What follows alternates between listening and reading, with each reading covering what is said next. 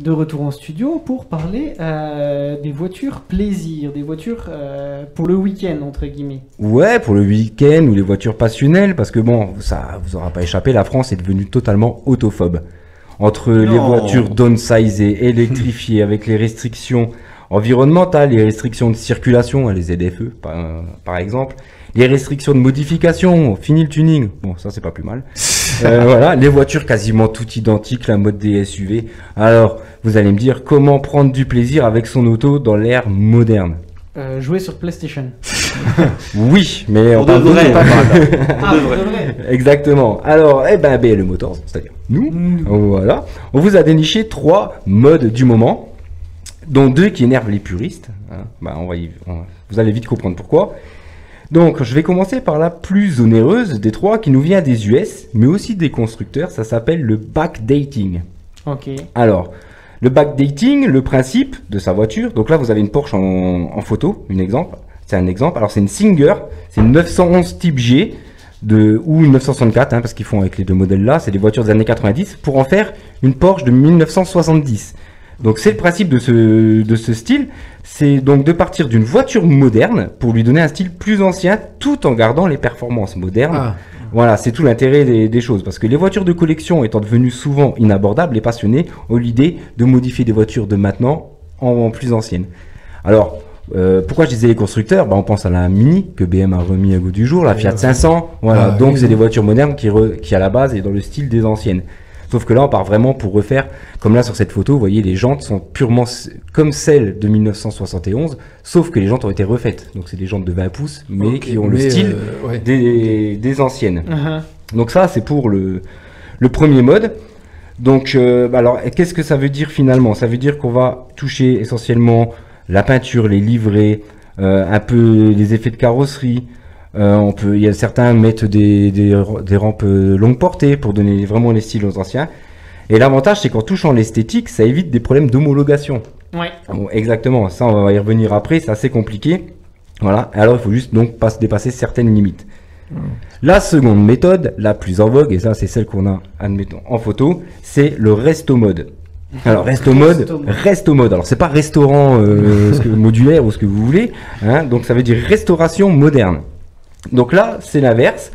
Je vais déjà parler de cette voiture qu'on a en photo. C'est une R5 Turbo 3 qui a été présentée cette semaine par Légende Automobile de Alain Derosier et Charlie Bonpass. Alors Charlie Bonpass, on en a déjà parlé. Charlie, si tu es au courant, tu te rappelles, nos 2 amis français Sokal Franchise qui sont basés à Los Angeles. On les voit notamment sur TF1 quand on gagne une voiture américaine dans Automoto. C'est eux qui s'en chargent. Donc voilà, donc ils en ont discuté, ils en ont fait un projet et puis ils ont dit pourquoi pas, banco, ça marche. Après tout, Charlie et son équipe modifient déjà des Mustangs en rajoutant des nouveaux éléments plus modernes sur plein de voitures américaines. Donc ça lui a beauté et donc voici la R5 Turbo 3. Elle est pas mal, hein. Moi je kiffe. Alors là, c'est vraiment l'exemple extrême d'un resto mode. Donc le resto mode, vous aurez compris, qu'est-ce que c'est? Finalement, c'est restaurer de l'occasion, voire une épave, une voiture abandonnée, pour y apporter des touches modernes, que ce soit au niveau du moteur ou du châssis, mais aussi des freins, des suspensions, y apporter une direction assistée, une clim. Pourquoi pas? Ah oui, en gros, voilà. C'est apporter des pièces de maintenant, dans les voitures. Exactement, c'est ça, c'est vraiment de moderniser finalement une ancienne. Moi, c'est vrai que je me suis toujours demandé pourquoi ça prenait pas ça. Tu sais, genre quand tu regardes le film Le Parrain, là, que t'as des voitures magnifiques, tu te dis, mais ça, ils remettraient au goût du jour, enfin, pas au goût du jour, mais avec. Ta boîte automatique, ta clim et un design de c'est fou. Ça, ouais. Pas comme le PT Cruiser où ils ont fait un petit rétro, ça va, mais d'aller beaucoup plus loin, je suis sûr que ça intéresse. Mais pendant longtemps, c'était ça. Hein. Puis aussi, les puristes, ils ont râlé. Donc bon, après, ça va parce que les constructeurs, ils ont quand même donné, comme avec la Mustang, ils ont refait la Mustang, tu vois, finalement, ils sont restés vraiment dans le look de l'ancienne. Ouais. Mais c'est pas l'ancienne. Le resto mode, c'est vraiment prendre l'ancienne comme elle est pour vraiment y apporter des... Ouais, je pense que la difficulté, c'est de la mettre aux normes, entre guillemets, je suppose, non? Genre ceinture de sécurité. Alors évidemment, alors quand tu vas toucher aux normes, mettre une ceinture de sécurité dans une voiture qui n'en avait pas, forcément l'homologation va être heureuse. Mettre des freins à disque alors que c'était des freins à tambour avant, forcément ça va être mieux aussi. Mettre un moteur moins polluant, c'est forcément un plus aussi. Après il y a certaines limites forcément. Je vais en reparler à la fin de tout ça, mais c'est clair que ça va modifier les cartes grises. Dans tous les cas, forcément, quand tu ajoutes quelque chose, tu augmentes la puissance et on sait tous qu'à partir de là, ça va plus. Plus rien ne va. Tout le monde se plaint. Et oui, exactement. Alors, il y a quand même un trait d'honneur. Il faut faire attention, c'est de pas dénaturer les lignes et l'esprit originel de la voiture. Comme là sur cette Super 5 Turbo. Tu reconnaisses Exactement, c'est celle-là, les élargis sont là. Alors on voit, il y a des traits d'ouverture. Si Charlie, t'arrives à me faire mettre un coup sur les autres photos. Oui. Voilà. C'est bien ce que j'étais en train de me dire, qu'il y avait d'autres photos. Oui, t'en as 2 autres. Donc, et honnêtement, je sais pas vous, mais ça a de la gueule. Oui. Ça a de la gueule, et puis ça vous permet de rouler, d'être en sécurité. C'est clair. Voilà, vous savez que vous avez des freins qui suivent. La taille des pneus arrière aussi, non? Pour une Super 5, une R5, pardon, une R5, à ne pas confondre. C'est clair que c'est tout autre chose. Et même si tu mets après. Elle fait un peu plastique celle-là. Je sais pas si c'est les photos. Non, je trouve aussi. Il y a un côté un peu factice. Sur la première photo, j'ai limite cru que c'était que ça sortait d'un jeu vidéo. Alors, il faut savoir que les premières étaient très légères. Le fait de mettre tous des systèmes dessus en plus, ça alourdit, donc il faut aussi rester allégé pour rester aussi dans le gabarit de la voiture. Et là, si tu regardes, même derrière le volant, il y a un écran tactile. L'écran, je veux dire, un écran moderne. Donc, quand t'es dedans, t'as pas la stress comme voilà. ça. Le volant, par contre, il est clairement dénaturé, mais l'intérieur, l'habitacle, les grilles de ventilation toutes carrées, le levier de vitesse, le frein à main, le petit frein à main qui est toujours là. Voilà, donc on est clairement dans une R5. Ah, clairement. Avec les ceintures en mode rallye. Alors, pour ouvrir les portières, la sangle rouge. Ouais, c'est beau. Non, elle est vraiment belle. Ils vont la produire. Ils sont en train de voir pour la produire. Ah, ok. Ah ouais, ça va marcher. Je pense que ça va être un carton. Ça va vite partir. Donc après, il faut faire aussi attention à rester dans la sobriété des bonnes limites afin de ne pas tomber dans le custom. Autrement dit, le tuning. Le fameux tuning. Ouais, bah là ça va, c'est sûr que si tu t'amuses à rajouter des LED rouges en dessous, bon bah voilà, tu vas dans le tuning quoi. Pas exagérer. Alors les avantages ils sont, comme on disait, voiture plus performante qu'elle ne l'était, rouler avec plus de sécurité. Et puis il y a aussi un point très important, il n'y a plus de problème pour trouver des pièces jusqu'au bout du monde, des pièces qui n'existent plus depuis 60 ans, qu'on a du mal à retrouver, qui sont extrêmement chères aussi. Bah évidemment, quand tu remets un nouveau kit frein moderne, t'as plus de problèmes en fait, au final à trouver tout ça. Voilà. Et puis ça permet aussi de sauver quelques carcasses, bien moins cher que la resto complète. Alors évidemment, les puristes, ils vont pas. Mais alors donc au final, les 2 modes que je vous ai présentés, donc pour rappel le backdating et le resto mode, et au final, ça va amener des véhicules au final similaires, si aboutis à l'extrême. Je précise parce qu'évidemment, simplement mettre une livrée sur sa voiture, ça va pas être ce que j'appelle un système abouti à l'extrême. Ce sera juste un autocollant, ça va donner un style. Et sauf que pour l'une, on part d'une vieille pour faire une neuve, et avec l'autre, on prend une neuve pour faire une vieille, mais moderne. Alors, je fais pas une vieille à l'époque. Donc, c'était bon, tout le monde a compris. Tout le monde a pris son aspirine. Ouais, tout le monde est prêt. Là, il va y avoir des pièges. Ok, non, on va faire autrement, on va faire un petit jeu.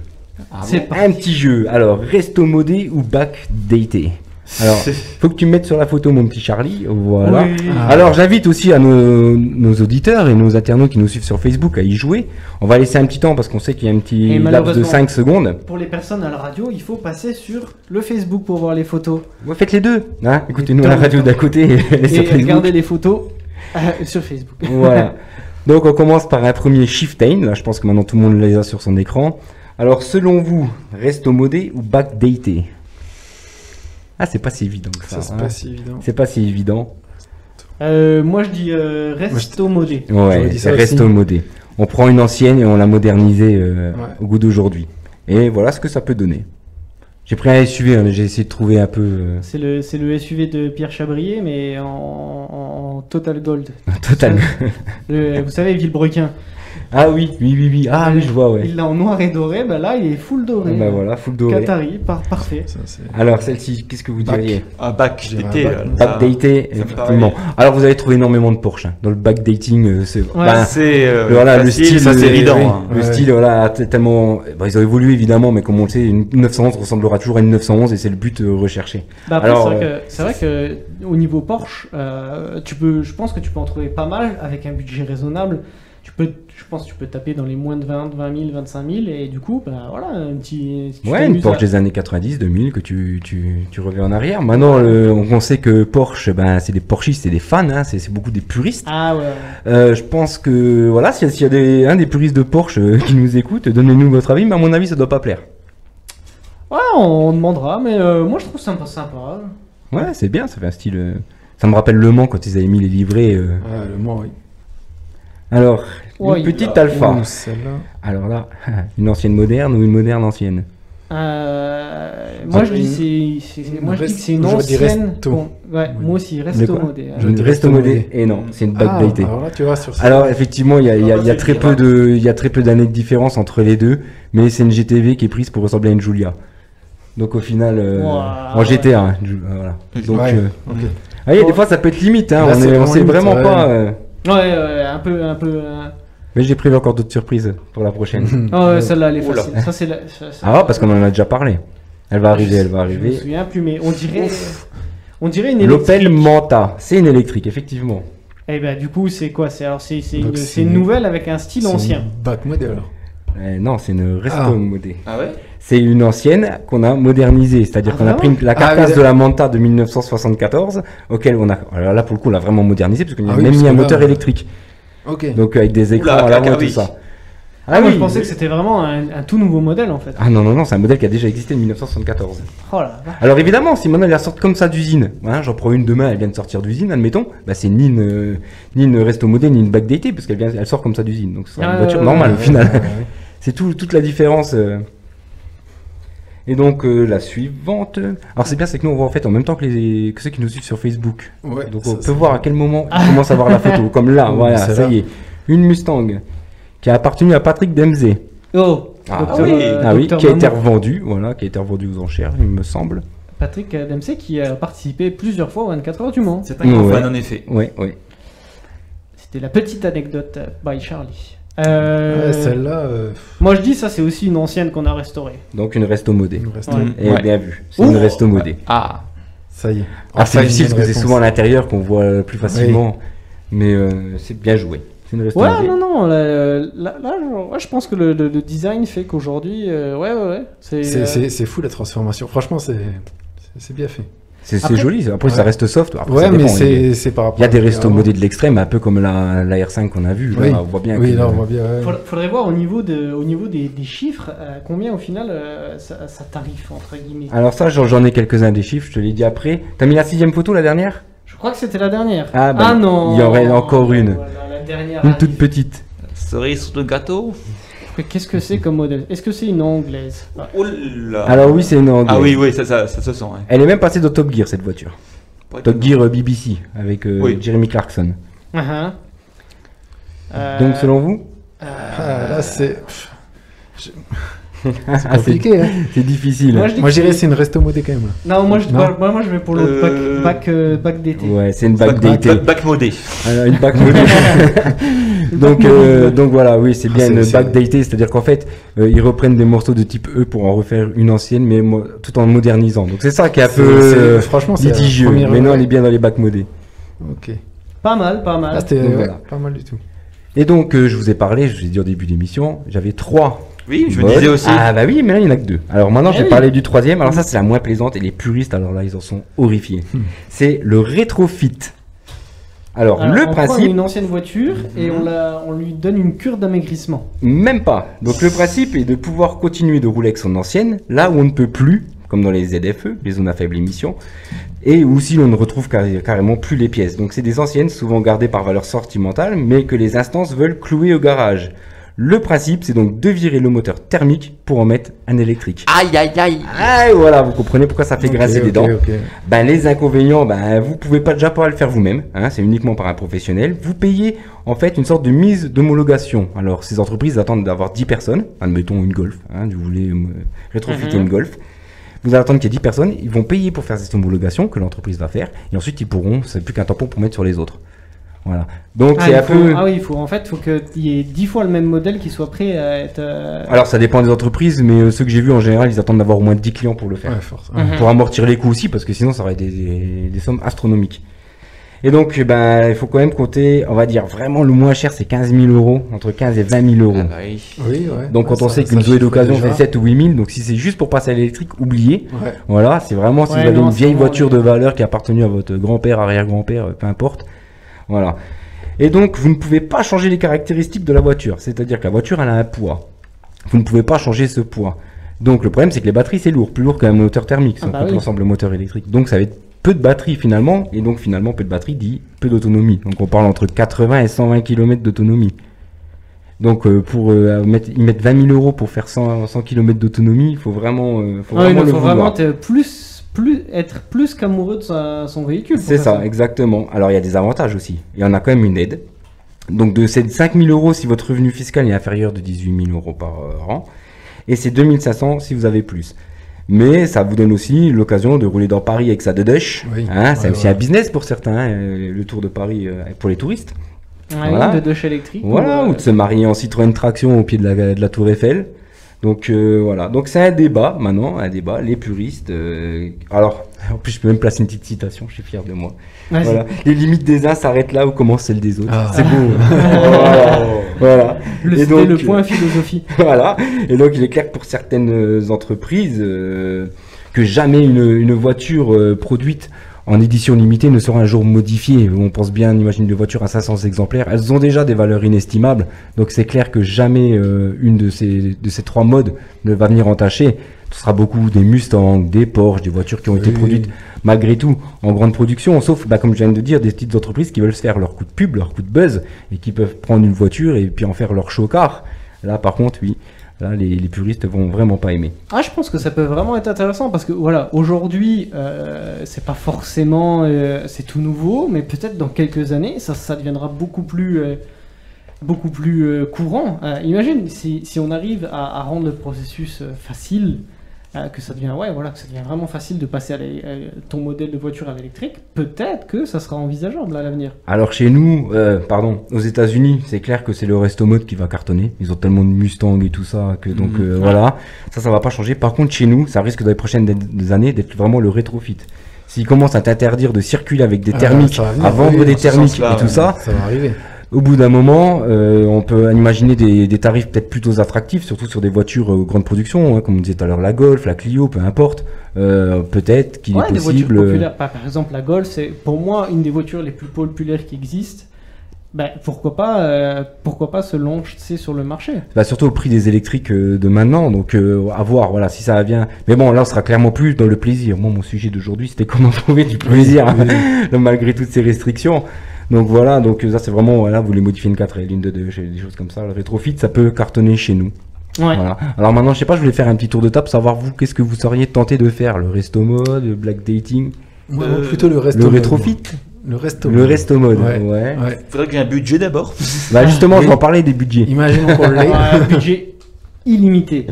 Budget illimité? Ouais,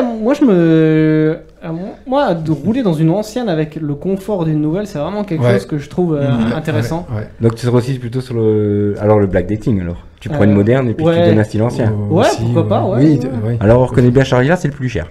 Ça c'est déjà bien. Il faut compter entre 250 000 et par exemple Singer, ils font des Porsche jusqu'à 1,8 million d'euros. Ah ouais, ok. Donc ça c'est pour le plus cher. Après, si tu mets juste une livrée, voilà, c'est évidemment ça. Ouais, une petite livrée. Voilà, c'est pour c'est ça. Quand il faut compter à peu près entre 100 000 et 200 000. Des fois on multiplie le prix par 2 dans un resto mode. Donc après ça dépend toujours pareil où on le fait. Un Américain sera toujours moins cher que nous par exemple. Voilà. Et puis le rétrofit, comme j'ai dit, il faut compter 20 000, 25 000. Alors le rétrofit ça va aussi marcher pour les poids lourds et tout ça. Mais ça voilà, évidemment pour le plaisir, c'est pas pour ça que j'en parlais. Ouais. Mais ça va marcher aussi pour ça, les poids lourds en ville et tout ça. Toi, Mathieu, tu serais plutôt pour quel mode? Moi, je ne suis pas puriste, donc pour le coup, je me dis que chacun a ses avantages et il faudrait, selon les modèles, je pense qu'il y a de l'intérêt pour l'un ou pour l'autre. Après, là, comme ça, définitivement, je ne saurais pas te trancher. Ouais, tu sais, ou genre un classe G, mais les anciens encore, ou même les Hummer. Ah oui, un Hummer. Mais pas customisé quoi entre guillemets, où tu vas chercher du confort hein, parce que le Hummer c'est pas la voiture confort. Non, à la base il est large pour rouler dans les chemins laissés par les chenilles des chars, donc c'est clair que je veux vraiment une voiture de mafieux que je mets au goût du jour. Tu vois, ça c'est notre Charlie typé ça. Voilà. Bon alors quand même, il faut quand même que je parle aussi des problèmes, ce qu'on disait tout à l'heure avec les modifications des véhicules.